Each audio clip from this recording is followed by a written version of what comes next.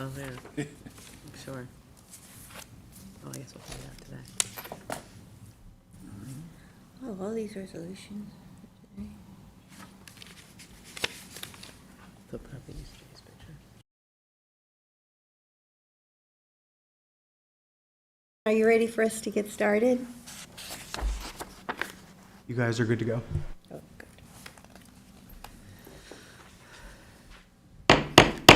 I'd like to call the meeting to order. Please rise and join me in the Pledge of Allegiance. I pledge Allegiance to the flag of the United States of America and to the republic for which it stands, one nation, under God, indivisible, with liberty and justice for all. All right.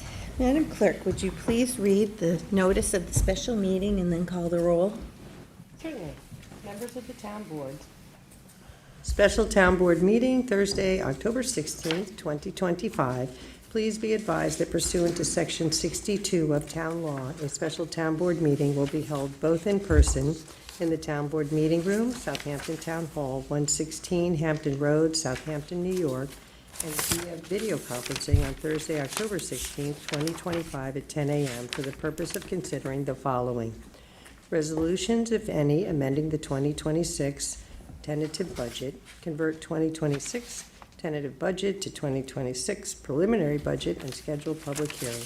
Notice of public hearing to consider any increases proposed in the maximum amount to be expended annually in the town of Southampton's special districts. Maria Z. Moore, Supervisor, Town of Southampton, dated October 10th, 2025. Supervisor Moore, Present. Councilwoman McNamara, Present. Councilman Iacilli, Present. Councilman Pell, Yeah. Councilman Martell. Present. Thank you. All right, we have to start with the public portion. I don't have any cards for today, but Kevin, is there anyone on Zoom for public portion? No one on Zoom. Okay. All right, so this is our opportunity to just discuss the budget and the different aspects of it in case anybody has concerns or questions. You've been able to live with it for a couple of weeks, and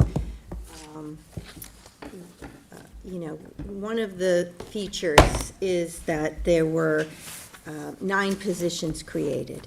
And, after meeting with the department heads and speaking with them and discussing it with Dorothy, I thought that that was appropriate, and I just wanted to make sure that everybody felt comfortable with the 9 additional positions. No, I'm definitely comfortable with that. I think we've been a little short-staffed over the last few years, especially, in different departments, our code, some in building here, and I think it's appropriate that we give the community the staffing levels that they deserve. So I'm happy with the additions. Yeah, that's good. I mean, we offer a lot of services, and we're busier than ever. Right. And if we want to keep producing and meeting expectations in the community, we need to do things like this. Last year, we created 14 positions, so we are building the ranks back up. I will be asking for an additional position in Parks and Recreation. The Beach and Recreation Division, I'm just paraphrasing this from a letter from Kristen Doulos, who actually apologized for not getting this in previously, but literally they were so busy, and she really hadn't had time to think about, staffing for next year as far as the office goes until after the season. She said the Beach and Recreation Divisions alone are incredibly time-consuming and involve the onboarding and management of approximately 200 employees, in addition to vendor contracts, concerts, and the scheduling of all of the lifeguard certification classes and recreation programs. Currently, we have 1 staff member overseeing those 2 divisions, and she has no full-time recreation or beach support staff. So I am asking that we create a new position in the title of Recreation Program Coordinator to assist with that and to make it easier, because right now we are using part-time staff, and their time is limited due to contract constraints, so this would be a full-time position.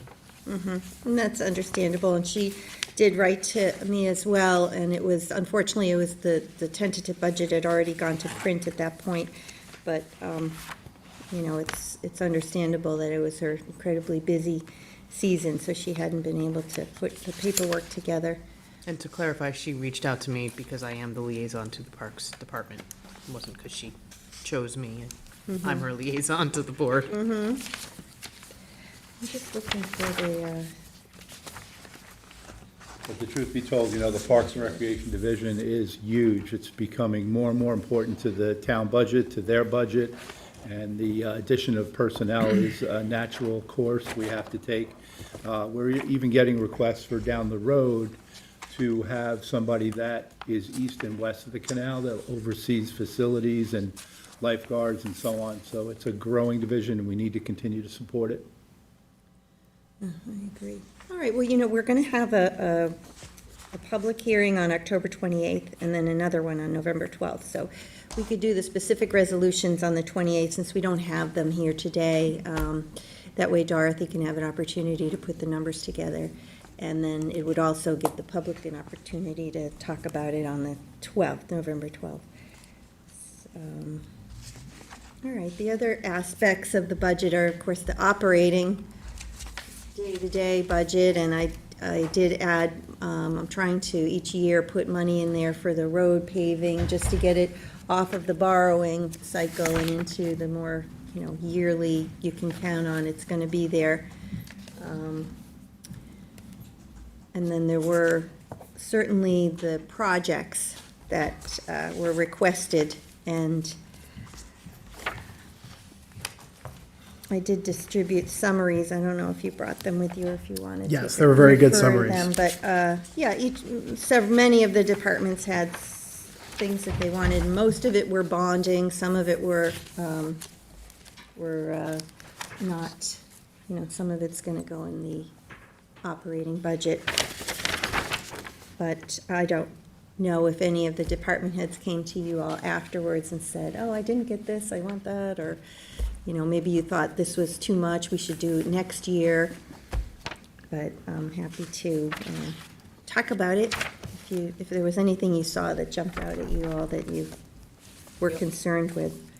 Again, the only addition that I have is, as liaison to the police department, they did ask for a small increase to their data line contracts lines. They had a change in arrest processing, so this wasn't something that they knew about. It came about, and it's all to comply with state mandates. It's not an optional thing, so, honestly, we have no choice, but those amendments will be made. I'd like to just highlight I'm within. sorry, I was distracted. What were you For the referring police to? department, there's a change in arrest processing, which needs a software upgrade, and also they have to increase their web storage needs. So those are two state mandates that are not optional for them, that they have to comply with, and so That those was just. the- came down after considered the budget too, was yeah. already in Mhm. process.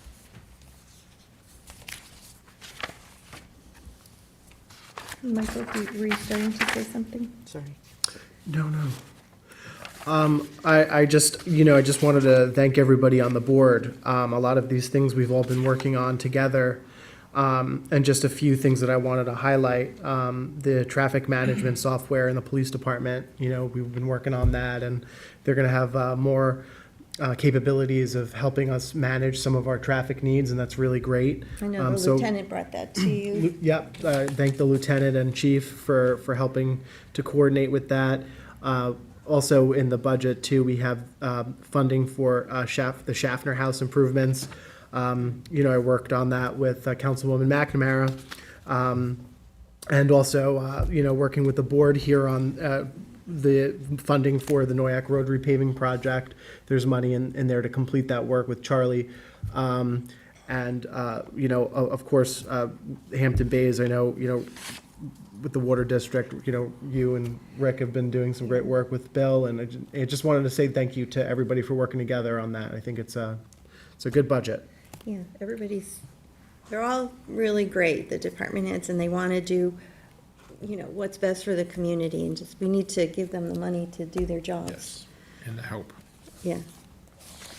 All right, well, then the other thing is just last year, there was, we had given a salary increase to the administrative employees, and, this year we're planning to do increases for the union staff that's being negotiated, but there could you know, if any of you had any thoughts on any particular employees that you thought their salaries needed adjustments, I'm sure you'll bring that forward. Yes, we will. There may be some requests. Yeah. There might be some requests, and it would be best, I've been told that we do that at the following meeting, so we can have the actual resolutions in place, so that Dorothy has an opportunity to put the numbers together for that.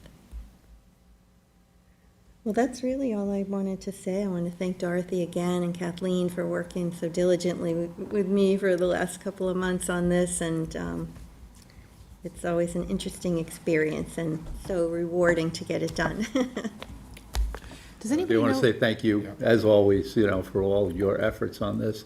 I did want to mention that we didn't say yes to everything. So if anybody's out there Yeah. listening, there were a lot of no's in this budget. But I think the fact. There were a lot of what? A lot of no's, a lot of no's. We couldn't do that this year. Oh, We paused some increases in some unfortunately. projects. But, the idea of the pay-as-you-go, more than just bonding everything with the interest rates the way they are and keeping our AAA rating and so on, I think is a great tactic. So I'm glad that we're paying up front for more of these projects. So I think it was a great job. Thank you. Yeah. Sunday, do you know how many copies of the budget are actually printed? More than the ones that you have? There's like one for each department, too. Not of the tentative. It's just for us? Yeah, that's, Because I'm gonna, ask next year that I forego a printed copy, because it's so much work and money and time to do a tentative and then a final, maybe we could just print the final and do the tentative on, well, they it's get just. switched out. It's not like Oh, I they know, but reprint the it all over printing again. and the time that No, I goes understand, into. but it's not something that's underneath me, but in our experience, we need to, the law requires that we have Yes. paper, and we need to have one of each copy.